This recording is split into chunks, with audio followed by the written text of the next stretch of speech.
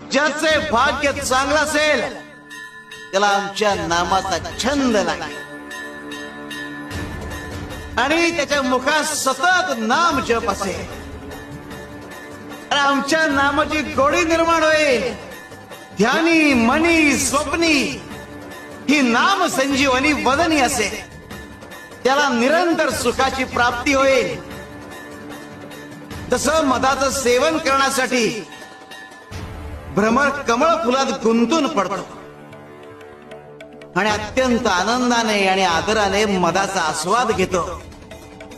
आमच्या भक्ताचे मन आमच्या नामाचे ध्यान लागून उच्च पातळीवर स्थिर होते.